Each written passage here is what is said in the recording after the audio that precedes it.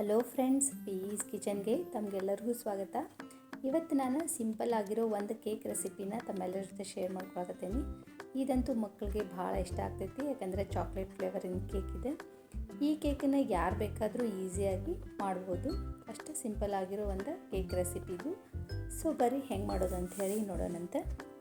ನಾನಂತೂ ಈ ಕೇಕನ್ನು ಕಡಾಯಿ ಒಳಗೆ ಬೇಕ್ ಮಾಡತ್ತೀನಿ. ಅದಕ್ಕೆ ಒಂದು ಸ್ವಲ್ಪ ಉಪ್ಪು ಹಾಕಿ ಒಂದು ಸ್ಟ್ಯಾಂಡ್ ಇಟ್ಟು ಮುಚ್ಚಿ ಒಂದು ಲೋ ಫ್ಲೇಮ್ನಾಗ ಒಂದು 10 ನಿಮಿಷ ಪ್ರೀ ಹೀಟ್ ಮಾಡೋಕೆ ಇಟ್ಟೇನಿ.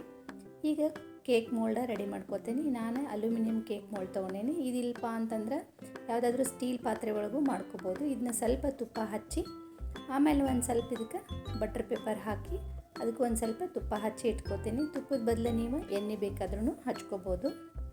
ಈಗ ನಾನು ಕೇಕಿಗೆ ಹಾಕೋ ವೆಟ್ ಇಂಗ್ರೀಡಿಯೆಂಟ್ಸ್ನೆಲ್ಲ ಮಿಕ್ಸಿ ಜಾರ್ನಾಗ ಮಿಕ್ಸ್ ಮಾಡಿ ತೊಗೋತೀನಿ. ಈಗ ನಾನು ಈ ಮಿಕ್ಸಿ ಜಾರ್ನಾಗ ಕೇಕಿಗೆ ಹಾಕೋಕ್ಕಂಥ ಶುಗರ್ ಪೌಡ್ರ್ ಮಾಡಿ ತೊಗೊಂಡೇನಿ.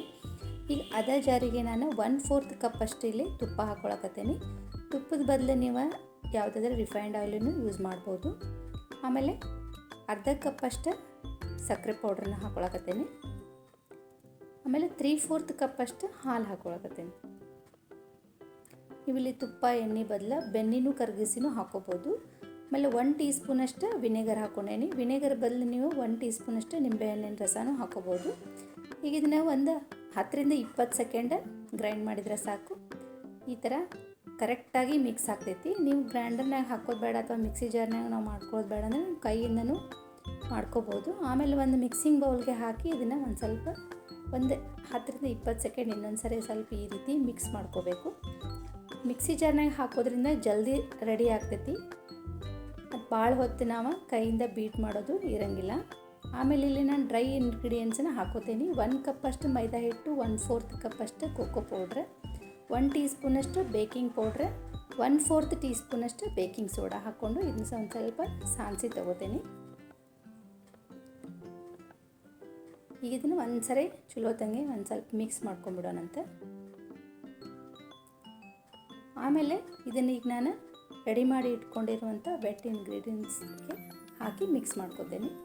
ಈಗ ಇದನ್ನು ಮಿಕ್ಸ್ ಮಾಡ್ಕೊಂಬಂದು ನಿಧಾನಕ್ಕೆ ಈ ರೀತಿ ಮಿಕ್ಸ್ ಮಾಡಬೇಕು. ಒಂದೇ ಡೈರೆಕ್ಷನ್ನಾಗ ಭಾಳ ಫಾಸ್ಟಾಗಿ ಮಿಕ್ಸ್ ಮಾಡಬಾರ್ದು, ಇಲ್ಲಾಂದ್ರೆ ಕೇಕ್ ಚಲೋ ತಂಗೆ ಬೆಂದಂಗಿಲ್ಲ, ಒಳಗೆಲ್ಲ ಹಸಿ ಹಂಗೆ ಉಳಿದು ಬಿಡ್ತೈತಿ.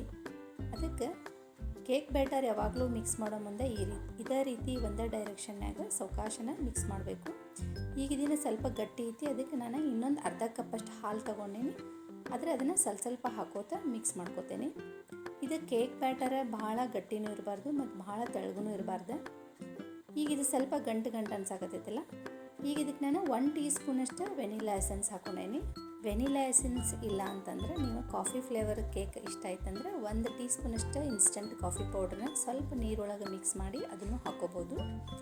ಆಮೇಲೆ ಒಂದು ವಿಸ್ಕರ್ ತೊಗೊಂಡು ಈ ರೀತಿ ಒಂದೇ ಡೈರೆಕ್ಷನ್ನಾಗೆ ಸಾವಕಾಶಂಗೆ ಒಂದು 2 ನಿಮಿಷ ಮಿಕ್ಸ್ ಮಾಡಿದರೆ ಅದು ಸ್ವಲ್ಪ ಗಂಟಾಗಿರ್ತೈತಲ್ಲ, ಅದೆಲ್ಲ ಕರೆಕ್ಟ್ ಆಗ್ತೈತಿ.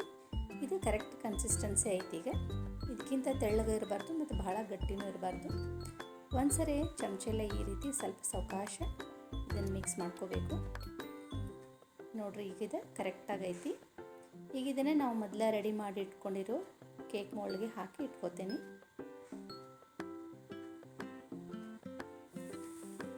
ಆಮೇಲೆ ಇದನ್ನು ಒಂದು 5ರಿಂದ 10 ಸೆಕೆಂಡ ಈ ರೀತಿ ಟ್ಯಾಪ್ ಮಾಡಬೇಕು. ಅಂದರೆ ಏರ್ ಬಬಲ್ಸ್ ರಿಲೀಸ್ ಆತಂದ್ರೆ ಕೇಕ್ ಕರೆಕ್ಟಾಗಿ ಬೇಕಾಗ್ತೈತಿ. ಈಗ ನಾವು ಮೊದಲ ಪ್ರೀ ಇಟ್ಕೊಂಡಿರುವಂಥ ಕಡಾಯಿ ಒಳಗೆ ಇದನ್ನು ಇಟ್ಟು ಮುಚ್ಚಿ ಏಕ್ದಮ್ ಲೋ ಫ್ಲೇಮ್ನಾಗ ಒಂದು 35ರಿಂದ 40 ನಿಮಿಷ ಇದನ್ನು ಬೇಕ್ ಮಾಡಬೇಕು. ಒಂದು 35ರಿಂದ 40 ನಿಮಿಷ ಬೇಕು. ಈಗ 35 ನಿಮಿಷ ಆದಮೇಲೆ ನಾನು ಕರೆಕ್ಟಾಗಿತ್ತಿಲ್ಲೋ ಅಂಥೇಳಿ ಈ ಒಂದು ಟೂತ್ಪಿಕ್ಲೆ ಚೆಕ್ ಮಾಡ್ತೇನೆ. ಟೂತ್ಪಿಕ್ ಕ್ಲಿಯರಾಗಿ ಬಂತಪ್ಪ ಅಂತಂದ್ರೆ ಕೇಕ ರೆಡಿ ಆಗೈತಿ ಅಂತ ಅರ್ಥ. ಈಗಿನ ತೆಗೆದು ಸೈಡ್ ಇಟ್ಕೊಂಡ್ಬಿಡ್ತೇನೆ. ಆಮೇಲೆ ಇದನ್ನು ಮುಚ್ಚಿ ಪೂರ್ತಿ ತಣ್ಣಗಾಗಕ್ಕೆ ಬಿಟ್ಬಿಡ್ತೇನೆ. ಈಗ ಒಂದು ಮಿಕ್ಸಿ ಜಾರ್ಗೆ ಅರ್ಧ ಕಪ್ ಅಷ್ಟು ಸಕ್ಕರೆ ಪುಡಿ ಮತ್ತು 1/4 ಕಪ್ ಅಷ್ಟು ಕೋಕೋ ಪೌಡ್ರ್ ಮತ್ತು 1/4 ಕಪ್ ಅಷ್ಟು ಹಾಲು ಹಾಕ್ಕೊಂಡು ಈಗ ನಾನು ಚಾಕ್ಲೇಟ್ ಗನಾಶ್ನ ರೆಡಿ ಮಾಡ್ಕೋತೇನೆ. ಅಂದರೆ ಚಾಕ್ಲೇಟ್ ಲಿಕ್ವಿಡ್ ಥರ ಇರ್ತೈತಲ್ಲ ಕೇಕ್ ಮೇಲೆ, ಅದನ್ನು ಯಾವುದೇ ಚಾಕ್ಲೇಟ್ ಹಾಕ್ಲಾರ್ದನ್ನ ಇದನ್ನು ಈಸಿಯಾಗಿ ಬರೀ ಕೋಕೋ ಪೌಡ್ರ್ ಸಕ್ಕರೆಯಿಂದ ಈಸಿಯಾಗಿ ಮಾಡ್ಕೋಬೋದು. ಈಗ ಒಂದು 10ರಿಂದ 20 ಸೆಕೆಂಡ್ ಇದನ್ನು ಗ್ರೈಂಡ್ ಮಾಡ್ಕೊಂಡ್ಮೇಲೆ ಮತ್ತು ಇದಕ್ಕೆ 1/4 ಕಪ್ ಅಷ್ಟು ತುಪ್ಪ ಹಾಕೋತೇನೆ. ತುಪ್ಪದ ಬದಲು ನೀವು ಎಣ್ಣೆನೂ ಯೂಸ್ ಮಾಡ್ಬೋದು. ಇದನ್ನು ಇನ್ನೊಂದು ಸರಿ ಗ್ರೈಂಡ್ ಮಾಡಿ ತೊಗೋತೇನೆ.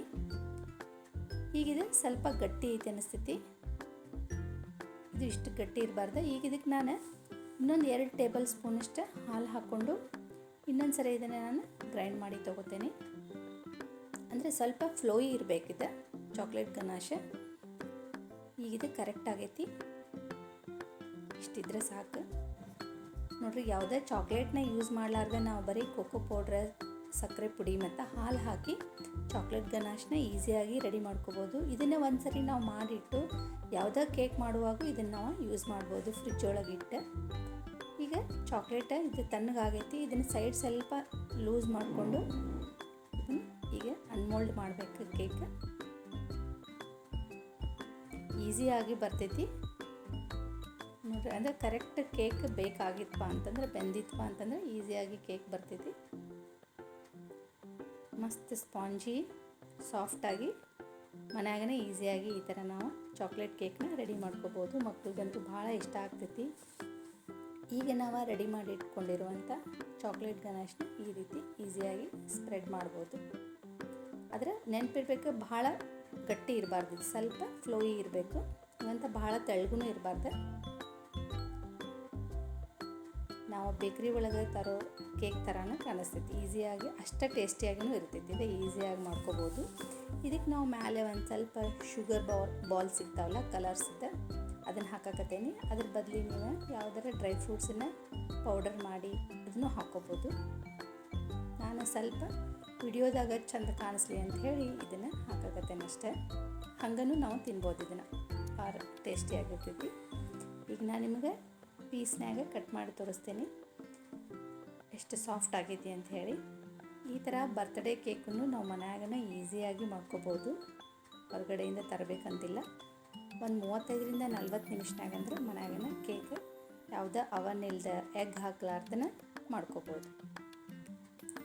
ನೋಡಿರಿ, ಈ ಥರ ಪೀಸ್ನಾಗ ಸೇಮ್ ನಾವು ಪೇಸ್ಟ್ರೀಸ್ ಎಲ್ಲ ತರ್ತೇವಲ್ಲ ಬೇಕ್ರಿ ಒಳಗೆ, ಅದೇ ಥರನ ಕಾಣಿಸಕತ್ತೈತಿ. ತಿನ್ನೋಕ್ಕೂ ಅಷ್ಟೇ ಟೇಸ್ಟಿಯಾಗಿತ್ತಿದು. ಸೊ ಈ ಸಿಂಪಲ್ ಆಗಿರೋ ಕೇಕ್ ರೆಸಿಪಿ ನಿಮಗೆಲ್ಲರಿಗೂ ಇಷ್ಟ ಆಗೈತೆ ಅಂತ ಅಂದ್ಕೊಂಡೇನಿ. ನೀವು ಒಂದ್ಸರಿ ಇದನ್ನು ಟ್ರೈ ಮಾಡ್ಬೋದು. ಈ ರೆಸಿಪಿ ನಿಮ್ಗೆ ಇಷ್ಟ ಆಗಿದ್ದರೆ ಲೈಕ್ ಮಾಡಿರಿ, ಶೇರ್ ಮಾಡಿರಿ. ಇನ್ನಷ್ಟು ಹೆಚ್ಚಿನ ರೆಸಿಪಿಗಳಿಗಾಗಿ ಚಾನಲ್ನ ಸಬ್ಸ್ಕ್ರೈಬ್ ಮಾಡೋದನ್ನು ಮಾತ್ರ ಮರಿಬೇಡ್ರಿ. Thank you.